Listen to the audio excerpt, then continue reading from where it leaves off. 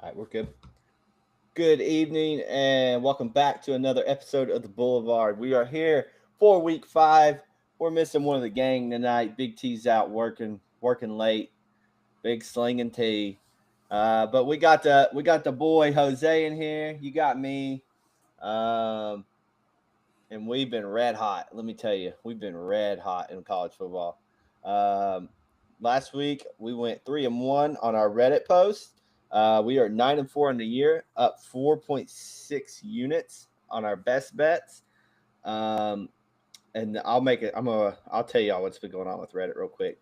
Um, on the year on my action, I'm 36-16, and I know Jose is red hot as well. He is 25-10. So we're just absolutely smoking college football, having a good time doing it. And if you're coming over from Reddit to watch, if you haven't been seeing our posts, we had some technical difficulties with the mods. We do believe we got it figured out.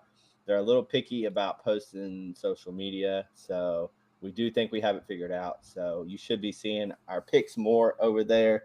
But yeah, man, another good week. And on top of that, if you listen to the pod, we hit all 3 dogs of the week. Our money line dog parlay hit. I had Tulsa. Our boy Big T had Memphis, and Jose had Arizona State. What did that pay out for, Jose? If you had $100, I believe you can cash out for 3,300. So Damn. roughly 33-1, 34-1. There you go. Um, I didn't have any coin on it, but I hope somebody did. Hey, I had Tulsa. I know you was on Arizona State. I was on Memphis, so it's a good week. It's a good week. It was a great week. It was a great week. Some big games last week. Little recap. Anything sticking out to you that you can think of real quick before we hop into this week? I didn't think it would all come crashing down for Illinois the way it did. Like we all were very adamant that Indiana was going to win that game and cover. That was Yeah. that was probably our strongest play of the year. Yeah. I know that was my biggest bet of the year so far. And we had said that Illinois was a luck box, and at some point it was gonna, water would find its level. But water didn't just find its level. I mean, that thing rose to the ceiling. Like they had nothing going for them. That was Yeah. an absolute massacre. So kudos to our boy Sinetti for finally getting a big dub for that program. Massive for Indiana, really. Yeah. One thing I wanted to say real quick is, and one thing that we talk about in here is when we're wrong, and we'll admit it. I was wrong Mhm. about Utah. Texas Tech looked legit on defense. Now, however, both the offense looked like crap, a lot of turnovers, whatever it may be. But Texas Tech defense is legit. The score is a little inflated from what it was, but man, you was right about Tech. I'll say that you was right about Texas Tech last week. It was more of a feeling, if anything. Last second, I kind of bet on Tech. I didn't feel Yeah, strong either way, but I just had that feeling right before kickoff. But it's good to see the NIL money paying off for Texas Tech, because they invested a lot and they they did. needed that. They needed that result. They really Yeah, did. yeah. Um, Florida loses to Miami. Only put 7 points up on the board. Rumor is DJ Lagway's in a boot again. I don't know how much truth there is to that. I haven't really seen anything yet, but the Florida forums are saying he's back in a boot and it's not looking good. So at this point, why even come back though if you're Lagway? Like, just take the red shirt. Like, the team is not going to do anything this year. Your coach is probably going to get fired. You're yeah, probably going to hop in the portal. Like, what's the incentive to come back? Your season is over. yeah. On top of that, speaking of firings, Mike Gundy is gone from Oklahoma State. I kind of thought they'd let him finish the year out, but after that Tulsa loss, they said, "Nah, you out, bud. You could You not come out." back from that. Yeah, yeah. Hey, we were on that Tulsa win though. We and let me tell you, man, it was Tulsa looked fairly dominant in that game too. Oklahoma State's just a walking corpse. So Michigan pulls out a close one against Nebraska. I know you was on Nebraska there for just a small amount, but you didn't feel too good about it. Did I, you? I, I didn't watch a whole lot of that game. Did you see? I think you were traveling I when that was game I was was coming. I was dropping off my little sister at Stanford this weekend, so it was kind of hard for me to watch all the games. But from what I did see out of Nebraska, I didn't like Raiola still hasn't convinced me. I thought maybe this would be the game where he really finds his footing. He didn't. If anybody watched that game, you'll notice that when Raiola got sacked, and he got sacked a lot, he was always like pouting, throwing the ball against the ground as if like he I don't know if he was upset with himself or with the team, with the offensive line. I have no idea. But he was always pouting. I just didn't like the body language. I think at this point in Raiola's career, the jury's still out on him, which is not good, given the hype that he had around him. It's looking more and more likely he's going to be more of a bust than a program-altering quarterback, I guess, what they kind of hope, what they paid for. But, again, another one-score loss for Nebraska. How much more of this can they take? I like Matt Rule, but at some point you got to get results. You just have to get results. That's just what they pay you for. Yeah. So that's rough. It was a rough loss for Nebraska. I'll tell you that. This was a big game for them. They didn't come through. Yeah. Oklahoma pulls one out against Auburn in a close game, but John Mateer is out for a few weeks with hand surgery, thumb injury. Earlier in the year, I said I kind of liked him for the Heisman. He had become the front runner, and now he's out. So I guess I jinx flaked him. Yeah, I was gonna bring that up. I was wondering if you're gonna say it or if I had to say that. But yeah, that's rough. But this came out of nowhere. Like I don't think at any point no one said after the game or during the game he was hurt. Yeah. I know when you actually broke the news to me, I was shocked. I couldn't believe it. Yeah. Thankfully, he's only out for a few weeks. Maybe he gets back in time for Red River. But whatever it is, Oklahoma, man, that's a tough loss if he's got to miss extended SEC play. Their upcoming schedule is pretty brutal the next 4 weeks while he's going to be gone. So, yeah, I don't know. We'll see what they can do, but that defense is legit. They do have some playmakers on the offensive side of the ball, but Mateer is what makes it run, and offensive coordinator and everything. So I don't know. We'll have to kind of see what happens over there. But that's it for this week. For last week, let's get into this week here. We got a couple weekday games. One I'll hop into really quickly before we get into the bigger games is my dog of the week. I'll go ahead and hop into it real quick. Is Virginia plus 200. I really like Virginia here at home on Friday night. Virginia has quietly, sneaky been good this year, especially on the defensive side of the ball. Florida State's been beating up on these no-name teams outside of Alabama, and Alabama really hasn't even done a whole lot to impress me this year. But yeah, I got this at 8.5. I don't know if I'd take it at 6.5. I might wait to see if it comes back, guys. This opened at like 10.5. But they are my dog of the week here. I do think they have a legit chance to pull this out at home, and we've been seeing some crazy things happen during these weekday games. And this line keeps going the opposite way, so we'll just kind of have to see what happens here in this Florida State Virginia game. But I am excited for that Friday night game. My dog of the week. Let's see if I can go 2 for 2. But yeah, we'll hop on down here. Notre Dame, Arkansas. Our boy B Magic. I don't know if you're in the chat here, but Notre Dame's offense gets going last week. Defense is still struggling a little bit. Arkansas goes down to Memphis. However, Arkansas is taking money here. This opened right at 6.5, and they're down to 4.5. I know Brian, when we talked to him at the beginning of the year, he had this game circled. He thought this would be a game that Notre Dame might lose. Well, now Notre Dame can't lose this game. They have to win this one. They have to win this game. It's a must. They got to win all of them. Yeah, for sure. They have to win all of them. I will say Memphis is a very talented team offensively and defensively. They got experience. And that's why they won that game. And they probably should have won by more. But the quarterback for Memphis, he made some sloppy throws here and there, had a couple turnovers. But Memphis is a good ball team. They're gonna make a push for that G5 representative. However, Arkansas, Taylor Green looked really good. The offensive side of the ball is really good. Defense, there's a little bit of questions, but Arkansas is rated one of the best offensive lines in the country. So that should help here. I do think they'll get up for this game. I like Arkansas here. I like them more at 6.5. I don't know if they'll win outright here. What are you thinking on this game? Yeah, a lot of money being taken by Arkansas, guys. This one I think opened at 7, maybe 7.5. Yeah, 7, yeah, something like that. It immediately got bid down, and it's still dropping. Like this thing may close at 3, maybe. So if you like the Hogs, you got to bet them now. You just can't trust this Notre Dame defense, John. You just can't. No. They've given up so many yards. This is not the Notre Dame defense that we thought we were going to see. Their secondary has been questionable. Their pass rush has been a little just everything just from the top to bottom. I'm shocked at the way Notre Dame's playing defense right now. Offensively, CJ Carr hasn't been that bad. I've been kind of impressed with him and what they've asked him to do. You can make the case that Jeremiah Love maybe hasn't been as explosive or as good as we thought he would be. But even the back, I'm sorry, I can't speak. But his backup, Jadarian Price, he's been playing out of his mind. Like he's arguably the RB1 at this point for Notre Dame. For sure. You know, the offense is relatively fine. It's the defense where I'm having trouble. And Arkansas, one thing they can do is put up points against anybody, really. Yes. Yeah. So I like the Hogs here too. Getting 4.5, 4-ish. I'd probably bet this down at 3.5, maybe. Not a strong play. Obviously, you want to get that opening number. But yeah, I lean Arkansas here. I think they can snipe this one at home. They'll get up for this game, like you said, Notre Dame non-con game. That's a massive opponent.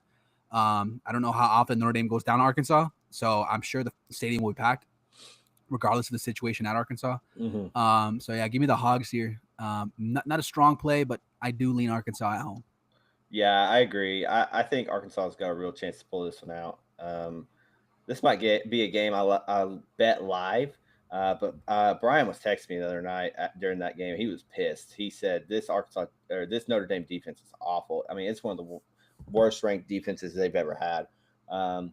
So yeah, I don't know. I don't trust the Notre Dame defense. The offense looked fine last week, but I still don't trust it wholeheartedly either. So I know Brian says that he believes it's a defensive coordinator problem. So I don't know. We'll just kind of have to see what happens here. Another thing too is that over under is pretty high. 64.5 is a high number. So that right there can tell you that the books don't trust either one of these defenses. But yeah, I lean Arkansas. No official play. But we'll move on here. A game I actually haven't broke down, but I know that you might have something on this here. USC Illinois. USC traveling to Illinois. Illinois plus 6.5 home dogs. I haven't watched a whole lot of USC this year, so maybe you can kind of fill me in here a little bit on how they're doing. They've been quietly just winning ball games late at night. Yeah, late at night, real late. I think the last game kicked off like at 8:30 p.m., which was like damn near midnight for Michigan State's body clock, which is why so many people were on USC. Listen, I almost wore my Trojans hat today. I should have. I don't know why I didn't, to be honest with you. But they have been playing the way I kind of expected them to play when Lincoln Riley first got here, and in the sense that their offense is elite. Like they may have the best offense in college football. Jaden Mayava has been nothing short of amazing. He should be in the Heisman conversation. I don't know where he's currently priced at, but I think he should be damn near the top because he's looked really, really good. The big key with USC this season has been the run game and their offensive line. Like they can finally run block. And that was one thing with Lincoln Riley's always had success with is, yeah, he had Kyler Murray, had all these Heisman quarterbacks, Jalen Hurts, Baker Mayfield, whatever. But his offense has always been predicated with the run. Like if he gets the run game going, it opens up so much. And I know every offense does, but with Lincoln Riley's especially, it relies on the run game so much. And USC's had that problem recently where maybe they didn't have the most consistent run game, specifically the offensive line. They didn't really have the offensive line to block or provide the consistency in the run game. But this year, everything is clicking on all cylinders. Now, I understand it really hasn't been the best competition. And Illinois is a massive step up in competition. But regardless, I do expect USC to cover this spread. This line opened out, or I think the look-ahead line was 1.5, and this thing's all the way up to 6.5. Yeah, is that too many points? That's the key question here. Illinois didn't show me anything last week against Indiana. The only touchdown they scored was on a broken coverage. Their defense got shredded by Fernando Mendoza, who's a great quarterback, great offense at Indiana, but their offense is not better than USC's. They're just not. USC will put up points. Their defense, yes, SC's defense, while it hasn't been amazing, it hasn't been as good as I maybe thought it could be. It's still been okay. And I still expect this defense to get some stops. Eric Gentry, that middle linebacker, is a stud, by the way. Anybody who watches USC knows he makes plays all over the field. Yeah, I don't see how you can watch Illinois last week and have any faith in betting them. So for me, it's SC or nothing. Even at 6.5, it's less than a touchdown. This line screams to me, or this game screams to me that the Sharps will be on Illinois, and I respect it. I understand why. It's a massive shift, point shift from the look-ahead line to what it is now. Especially if it gets to a touchdown, I could see a lot of Sharps backing Illinois here. But I just don't see it. My gut tells me SC covers and they win this game going away towards the end. Yeah, I've been anti-Illinois this whole year. I was anti-Illinois last year. I think it's finally started coming back down to earth for them. So give me SC. I love the way they've looked. This looks like the Lincoln Riley offense I was promised. If the defense plays as well as they have this year, which it hasn't been amazing, but if they played good enough, they should cover the spread. So yeah, I'll take SC. Yeah, Illinois is a team we and our model have been down on all year. They're a very fraudulent team, in my opinion, and they kind of got exposed for that last week. So we'll just kind of have to see how they show up for this game at home. But yeah, I have no play here, but I do trust you on SC. I haven't seen a lot of SC ball with it being late night games. But moving on real quick, I know we didn't have this game to talk about. I am going to talk about it here. I've watched a lot of Kansas football this year, and Oh my goodness. I'm riding the wagon. I locked it in. My biggest play of the week: Kansas over Cincinnati. I know Cincinnati's coming off a bye, but let me tell you, man, Kansas's defense is legit. They are outside, inside, whatever, front seven, corners that you can leave them on islands. The Kansas defense is legit. So many sacks. The one thing they did have a tiny bit of trouble with last week was when it got towards the end of the game, West Virginia brought in their two backup quarterbacks who are more of a running type quarterback. And they had a little bit of trouble containing the running type quarterback. And I know Sorsby can use his legs very well. But it's also the second team defense. I'm not too worried about it. And the Kansas home games have been lit. They have a beautiful stadium, beautiful field. The fans have been showing up. So I really like Kansas here to cover this spread. I'd play it up to 10. It's my biggest play of the week again. Jalen Daniels has looked pretty good. He had a couple overthrows last week, but overall, he looks healthy. He's using his legs. Emmanuel Henderson has looked good. Both the running backs have been good. The offensive line's been really good. I'm still riding the Kansas wagon until I don't have a reason not to anymore. The only game they haven't covered was that Missouri game, which they actually played really well in. They just ran out of steam. They probably should have covered that game. And it's not even looking like a bad loss at this point. Missouri's looked like a really good football team. Missouri has shocked me a lot this year. So it's not even looking like a bad loss for Kansas. But yeah, I'm on the Jayhawks here. My favorite play and my biggest play of the week. And I'm going to keep riding the wagon. Moving on here. One game we didn't talk about real quick, but Syracuse upsets Clemson last week Clemson's corpse. playoffs, yeah, I mean, it's over. It'll be interesting. I don't think Dabo will go anywhere, but it would be interesting to see if he leaves to take a different job. They won't fire him. No, they won't fire him. I'm curious if he'll leave though. But yeah, they won't fire him. Yeah. I saw Syracuse, so I thought about that real quick. Indiana, Iowa, you got anything for that real quick or no? I haven't touched that one yet. I mean, conventionally, you want to take Indiana after that performance, but you're buying high on that team. And Iowa, for the most part, they look. The offense looked competent against Rutgers. Mm-hmm. So getting 7.5 at home makes me lean Iowa slightly. Yeah. But if you're gonna bet Indiana, you gotta know you're buying high. You're buying really high. Yeah, for sure. You're buying high on Indiana for sure. I know a lot of respectable people that we follow are on Iowa actually for this game, which makes sense. You're playing Iowa at home. Two good defenses here.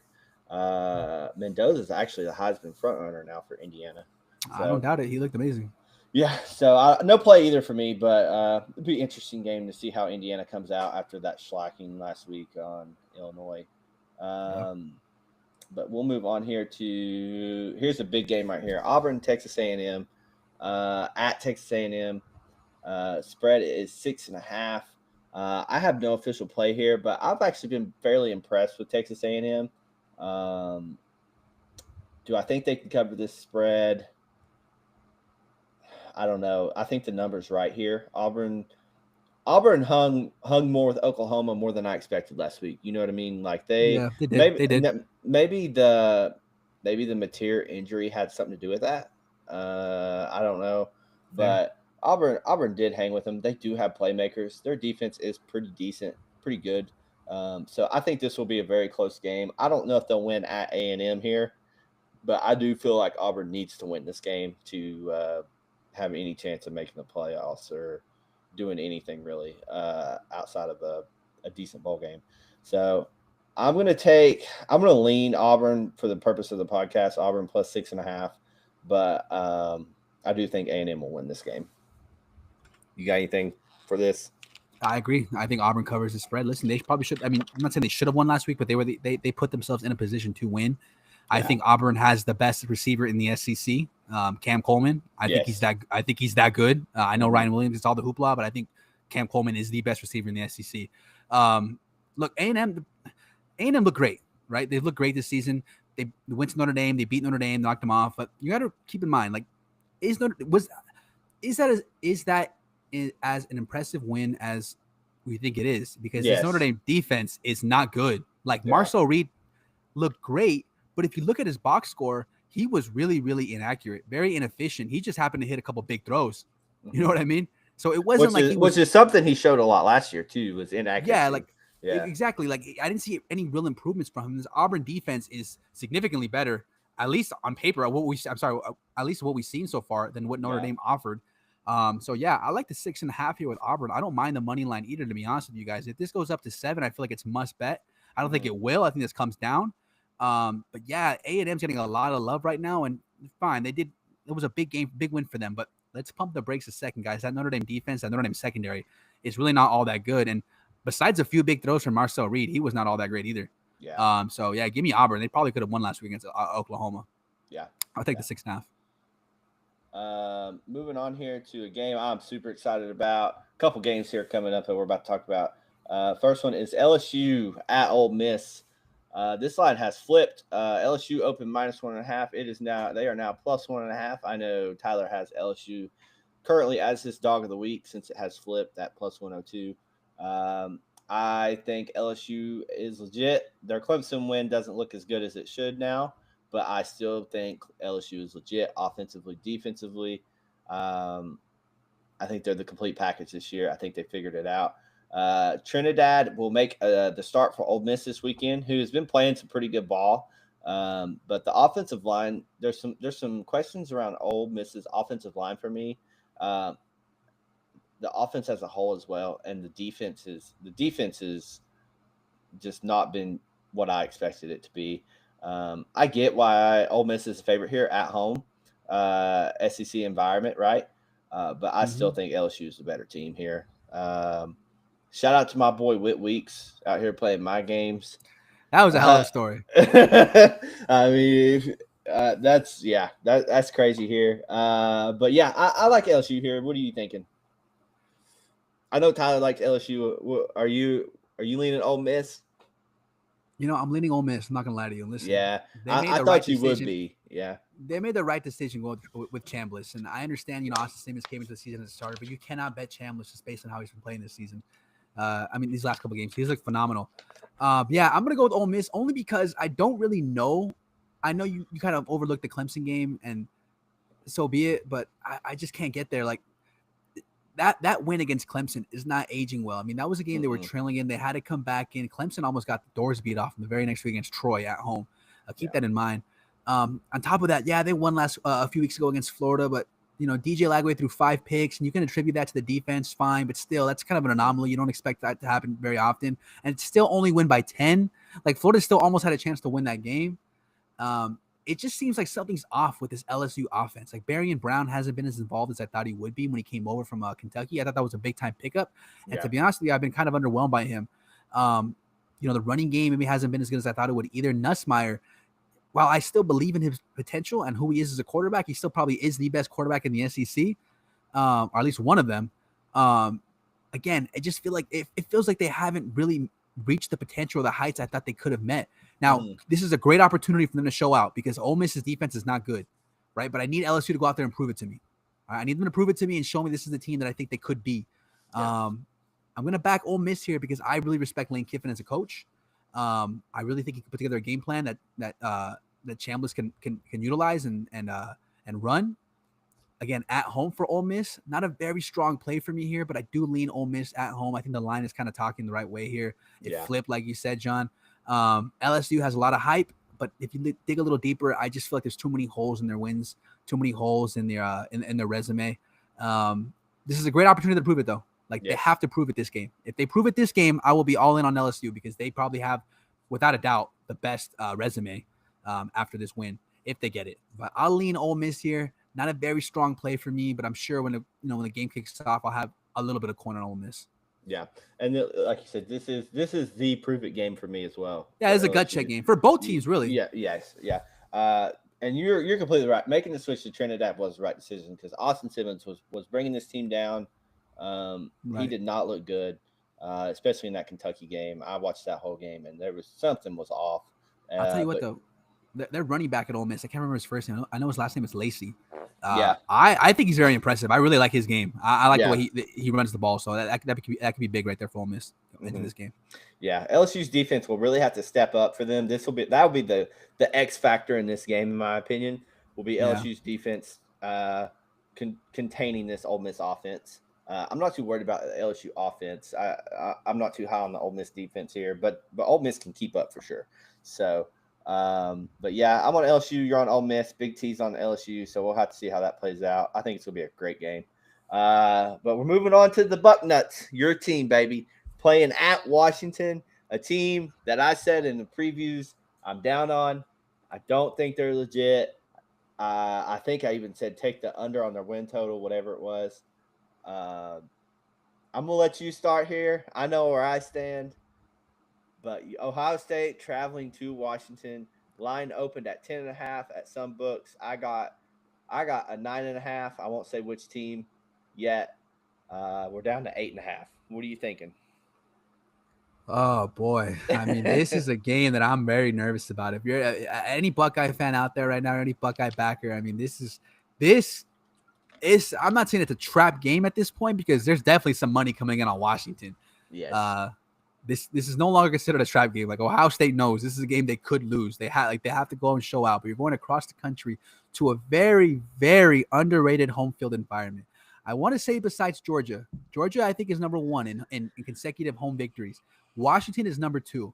And I guarantee you a lot of people don't realize that, but this is a very tough place to play at. They always show out here. If you guys remember a few years ago, they played against Oregon. When I think Oregon had Bo Nix. That was one of the biggest games of the season, and Washington ended up pulling Penix versus Nix, I believe. Yeah, that was a fantastic game. But this Washington team is the truth at home. Listen, Damon Williams, a quarterback who a lot of people weren't that high on going into the season. I was a little high on him. He's been really, really good this year, guys. 8 touchdowns, 0 interceptions, hasn't turned the ball over, has run the offense the way Jedd Fisch asked us to run it. I mean, again, Jonah Coleman at running back, one of the most underrated running backs in the Big Ten. Really in the country as well. A bowling ball. I believe he's like 5'8", 220, just a complete. Jonah Coleman is one of the best running backs in the country. Yes. Like if you watch this guy play, he is a bowling ball as a running back. He looks phenomenal. This entire offense really has been clicking the way I kind of thought it would under Jedd Fisch. Maybe it took a year to get everything situated, but it's starting to really hit its stride.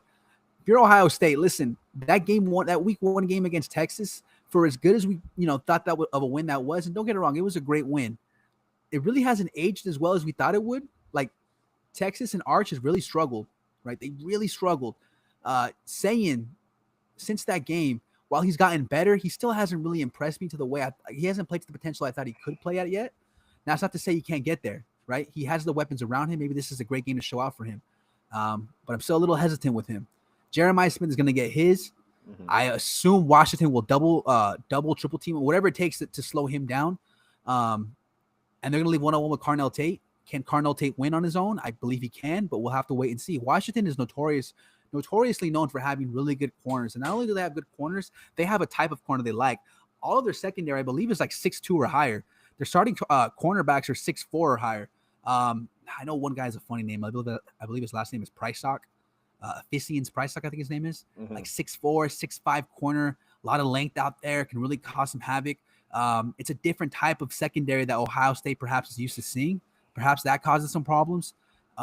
Listen, I'm going to take the 8.5 with Washington. I know I shouldn't say that as a Buckeye fan, but this game really scares me. I'm going to follow the money. I think Damon Williams has the potential to win this game. I think Washington has potential to win this game. I like Jedd Fisch a lot. I talked about it in the season previews. I think that he is one of the better coaches in the country. It hurts me to say this. I'm just glad that so many people are talking about this game that it's no longer considered a trap. Like Ohio State is on notice now. And if you bet Ohio State, you should be happy that everyone's talking about this game as a potential trap because now they know they can't just show up and just go through the motions. They have to show up and try to compete at the level that they're capable of. But I'll take Washington at home. Again, 20-something game win streak, I believe it is. This should be a good one. As a Buckeye fan, I hope they blow them out, but my gut tells me it's a close game, comes down to the last possession. Yeah. I want to give Jonah Coleman, you already mentioned him, his flowers. He is one of the best running backs in the country. He should get drafted very high when he goes into the draft. I love Ohio State here. I would play Ohio State up to 10. I know I'm going to contradict myself here a little bit, and I'll explain it later. But this is Ohio State's first game on the road this year. I will mention that. So we'll have to kind of see how that plays out for Julian Sayin. Um, but I love Ohio State's defense. They've given up 16 points all year in 3 games. I love what they're doing on the defensive side of the ball. One of the best, if not the best, offensive line so far this year. And they're coming off a bye week. What did Washington do last week? They played Washington State, which is a rivalry game for them. I think Ohio State's game plan here is going to be to contain Jonah Coleman. I think they will be able to do it. It's going to force Williams to throw the ball, and I do think we'll see some mistakes happen. A couple of key turnovers. Ohio State will cover this. I like Ohio State a lot here. I think they get it done. Just too many weapons on the offense side of the ball. Incredible defense coming off a bye week. I think they're going to come in here with a game plan and get it done. Give me Ohio State 8.5, 9.5, whatever. This game kind of reminds me of that Tennessee game last year, like that playoff game where everybody was on Tennessee. Everybody was like, "Oh, Tennessee!" It was like I believe it was like 7.5 point spread. Yeah, and like everyone I know is on Washington here. I don't know anyone that's not on Washington. You're the only guy I know that's on Ohio State. I know. But as far as people that we respect in the betting community, they're all on Washington. And usually when that happens, it's the other team that ends up pulling it out. So, So I'm just saying, John, you're on an island over there, but I am. If history serves us right, you'll be okay, and I hope you are as a Buckeye fan. Yeah. I'm gonna ride it out here with Ohio State. I think they have a game plan for Jonah Coleman, and Williams makes some mistakes. That's what I'm calling. The defense is just too good for me. Coming off a bye, they're gonna have a game plan. So give me Ohio State. Don't play it past 10 though, please. I got it at 9.5. I wouldn't go anywhere past that. So Ohio State. For me. Moving on here to the game I'm going to contradict myself about a little bit here, but Tennessee traveling to Mississippi State. This is my second biggest play of the week behind Kansas. I love Mississippi State. I love them here in this spot. I agree. Tennessee's first road game of the year. Aguilar's first road game of the year. Mississippi State has I know that they had the upset win a couple weeks ago, whatever. Mississippi State has been quietly really good. Shapen's looked really good on the offensive side of the ball. The offense has been efficient. The defense has played really well, and I think that is key. They're going to be the key for this game. And this place is going to be rocking. Mississippi State will be rocking. I love Mississippi State here. I got an 8.5. I'm even considering some on the money line. I think they'll win this game outright, just to be honest with you guys here. I think Tennessee is going to struggle on the road. They have shown some inconsistencies on defense for me. I saw it last week in the UAB game. I saw it against Syracuse week 1. Georgia put up 44 on them. I don't love this Tennessee defense, and I think Mississippi State has good enough defense to contain Tennessee. I think you're going to see some mistakes that Aguilar made last year when he was at App State was he would overthrow receivers. I think you're going to see that this year. Another thing too is I think this place is, like I said, it's going to be loud. It's going to be rocking. You're going to see some false starts, some delay of games, whatever it may be. It's going to be key for this game too. Give me Mississippi State here. I think they win outright at home. But I love it. 8.5, 7.5. I'd play it down to 4.5. I love Mississippi State here. This is my second biggest play of the week. I think they get it done at home. They enter the rankings next week. I agree with you. I'll be on Mississippi State as well as the game I had circled. I think that Tennessee, for the most part, they look great against that Georgia game. But Georgia, they kind of figured out, at least on the defensive side of the ball, how to slow them down as the game progressed. Mm-hmm. A few big plays here or there, but besides that, not that many methodical drives that Tennessee was able to put up as the game went on. One thing about Mississippi State, like you talked about, their defense has been really, really good. Their secondary has been elite. Like I'm talking about their top 3 corners are all 90 graded or above, I believe, on PFF. Yes. That's very, very hard to find. Like they are able to shut down receivers at a way that we haven't seen. It's not like they played nobody either. They played against Jordan Tyson, who's one of the best receivers in the country, and they locked him down. Their corners are legit. I don't think anybody on Tennessee is at least the receiver position is at the caliber of what Jordan Tyson was or is. Yeah. So I think they're really going to struggle. Like you talked about, first road game. A lot of people are banking on Tennessee to play the way they did against Georgia. And you got to keep in mind, if you watch that game, everything went right for Tennessee on offense that game. I mean, they had a couple tip balls that were caught for a touchdown. They started off hot. Very, very At fortunate game. home. Yeah, and they still lost. Yeah. So, Yeah. I really like Mississippi State here, and I agree with John. The money line does look enticing. I'm sure I'll be on them in some capacity as well. Their secondary should keep them in this game at the very least. For sure. Another thing I forgot to mention too here is Mississippi State's 4-0 against spread this year, and also there are some talks about McCoy coming back this week for Tennessee. I don't know if that's a benefit or a burden, to be honest with you, because if he's not 100%, he could get burned out there at corner. So I don't know. We'll have to see if he's out there or not, and if he's 100%. But there are talks of McCoy coming back, and regardless, either way, I don't think it's going to help Tennessee that much on the defensive side of the ball. Mississippi State here, my second favorite play of the week. Moving on to, I know we got a couple more here. Oregon, Penn State, baby, the night game. Jose's favorite team, Penn State, baby, at Penn State. I'm pumped for this game. I don't really have a play yet. I lean Penn State.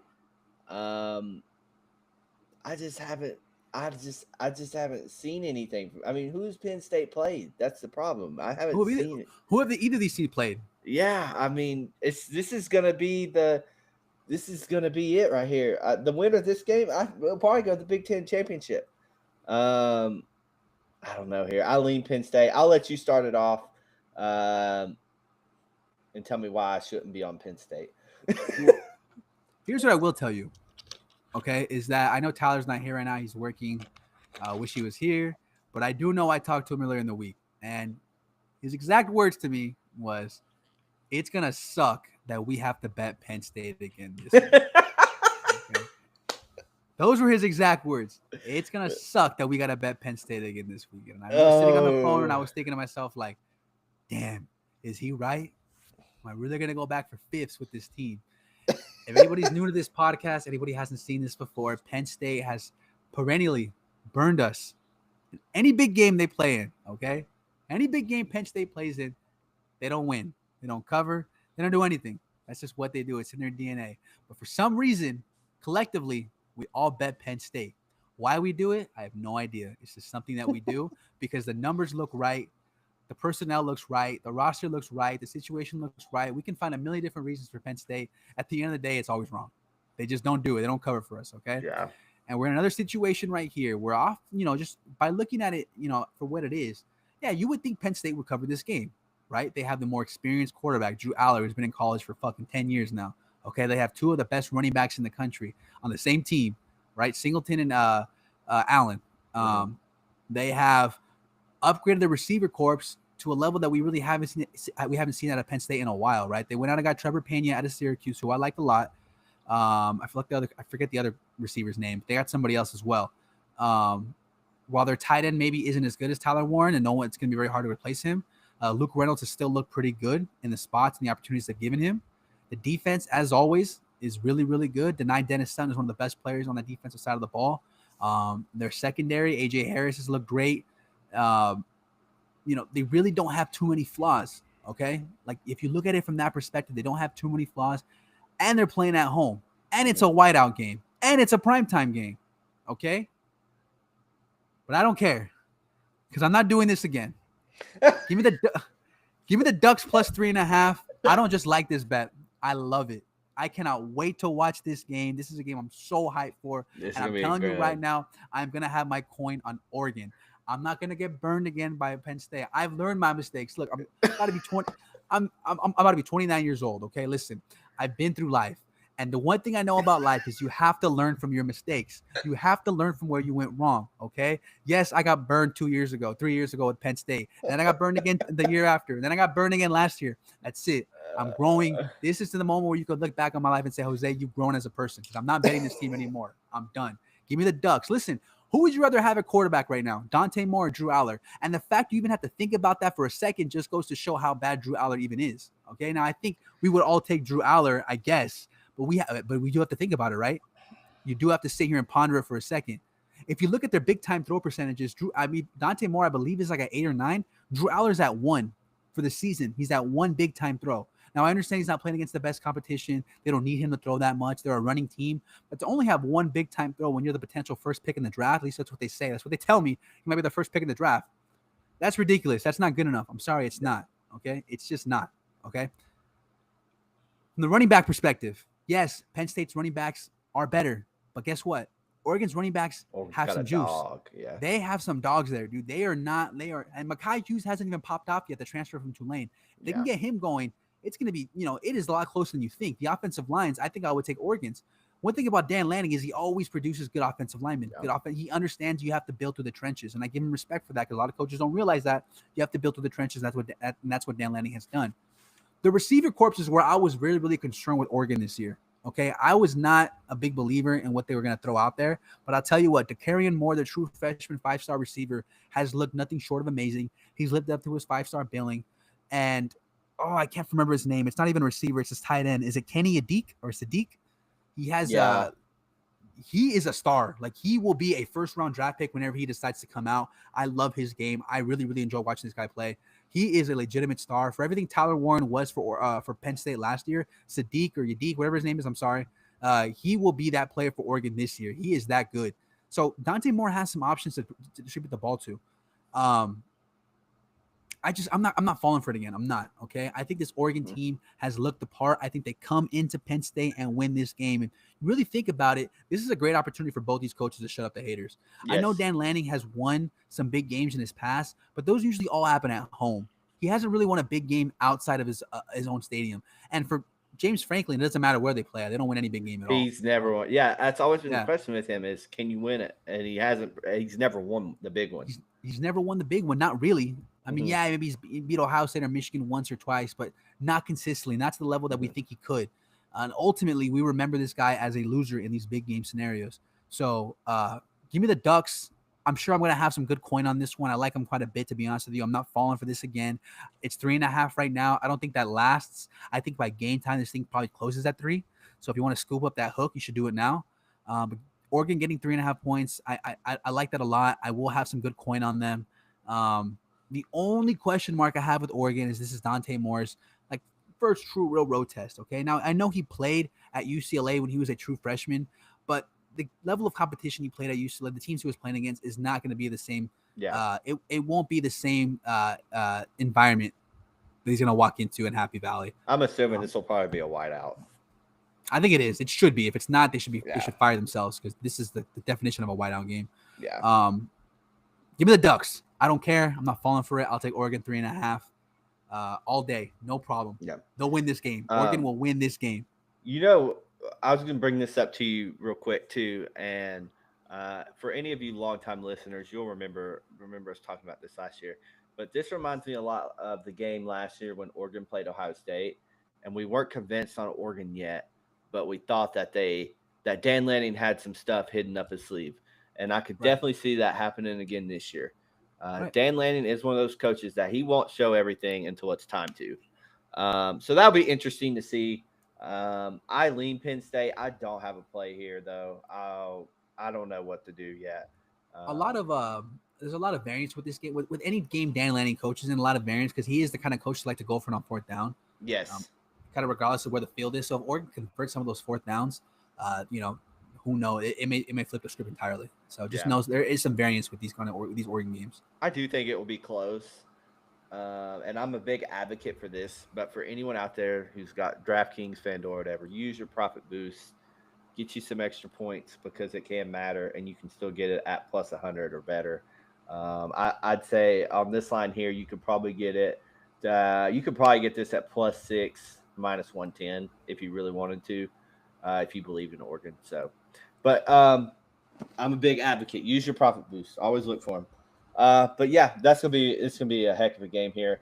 And one more big game that I'm here to talk about that I love a lot. Alabama travels to Georgia. Georgia, I believe you had mentioned it, has the longest home game winning streak. Another thing to point out here too is both these teams are coming off a bye, so they've been prepping and planning. But my question here is, who do you trust more, Kalen DeBoer or Kirby Smart? And it's got to be Kirby Smart, right? He's been the one that's proven it so far. Kalen DeBoer has struggled last year and this year so far. I mean, the Wisconsin win does not look that impressive to me. I'm all over Georgia. No. I know I'm a Georgia fan, this and that, whatever.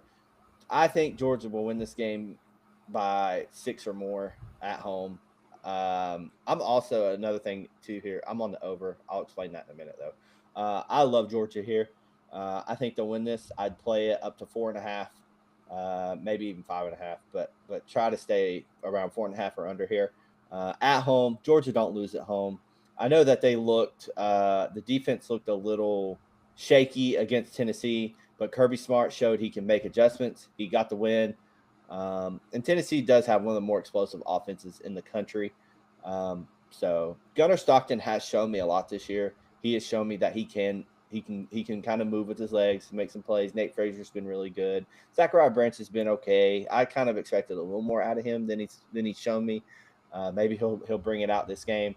But Georgia at home, you can't fade them. I trust Kirby Smart more. I trust right now in this very moment, I trust Georgia's offense more, and I trust their defense more.